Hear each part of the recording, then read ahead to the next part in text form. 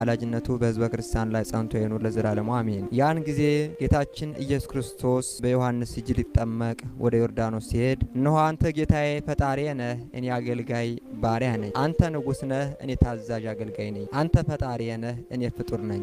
አንተ ኃያል ሰማያዊ ነህ፣ እኔ ደካማ ምድራዊ የሰው ልጅ ነኝ።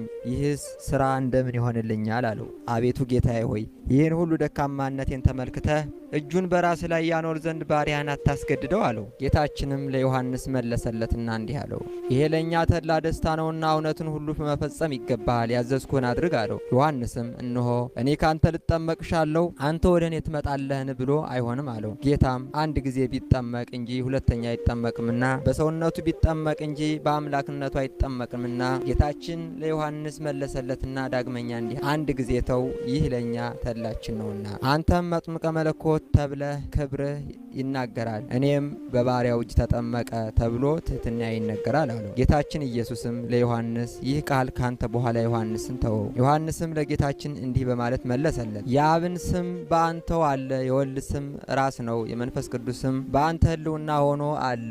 ሌላውም በአንተ ስም አጠምቃለሁ፣ አንተን በማን አጠምቃለሁ አለው። ጌታችንም ዮሐንስን እንዲህ እያልክ አጥምቀኝ አለው። እንደ መልከ ጼዴቅ ሹመትህ የዓለሙ ካህን ብርሃንን የምትገልጽ የአብ ባህሪ ልጅ አቤቱ ይቅር በለን፣ የዓለምን ኃጢአት የምታስወግድ የእግዚአብሔር በግ ይቅር በለን እያልክ አጥምቀኝ አለው። ከዚያም ነገር በኋላ ጌታችን ዮሐንስን ጠራውና ዮሐንስ ሆይ ወደ እኔና ወደዚህ ቀርበህ ፈጥነህ አጥምቀኝ አለው። ከዚያም በኋላ ጌታና ዮሐንስ ወደ ዮርዳኖስ ውሃ ውስጥ ገቡ። ባህረ ዮርዳኖስም እኩል ወደ ቀኝ እኩል ወደ ግራ ሸሸ። ባህር አየች፣ ሸሸች፣ ዮርዳኖስም ወደ ኋላ ተመለሰች ያለው የነቢዩ የዳዊት ቃል በዚያ ጊዜ ደረሰ፣ ተፈጸመ። ጌታችንም ማየ ዮርዳኖስን እንዲህ ብሎ ገሰጸው፣ ዮርዳኖስ ሆይ በጥምቀቴ ጊዜ አትሽሽ፣ ወዳለህበት ቦታም ተመልሰ ቁም አለው። ከዚያም በኋላ ማየ ዮርዳኖስ ወደ ቀድሞ ቦታም ተመልሶ ቆመ። ውሆችም ፈልተው በጌታችን ራስ ላይ ፈሰሱ። ያን ጊዜ ዮሐንስ ጌታችን ኢየሱስ ክርስቶስ ጥር 11 ቀን ከሌሊቱ በ11 ሰዓት አጠመቀው። ጌታችን ኢየሱስ ክርስቶስም ከተጠመቀ በኋላ ከውሃው ውስጥ ወጣ። ዮሐንስም ሰማያት ሲከፈቱ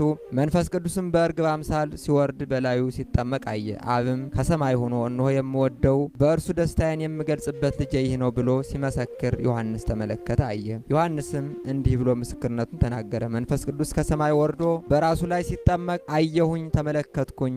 እኔ የማውቀው አልነበርኩምን፣ ነገር ግን በውሃ እንዳጠምቅ የላከኝ እርሱ ባየኝ ላይ መንፈስ ቅዱስ በራሱ ላይ ይወርዳል፣ በመንፈስ ቅዱስ የሚያጠምቅ እርሱ ነው አለኝ። እኔ ራሴን አይቻለሁ፣ የእግዚአብሔር ልጅም እንደሆነ ምስክሩ ነኝ። ዮሐንስም ስለ ጌታችን እያስተማረ በእውነት መሰከረ። ከዚህም በኋላ ጌታችን ኢየሱስ ክርስቶስ በራሱ ፍቃድ ከዲያብሎስ ይፈተን ዘንድ ወደ ምድረ በዳ ወሰደው። የመጥምቁ የዮሐንስ አማላጅነትና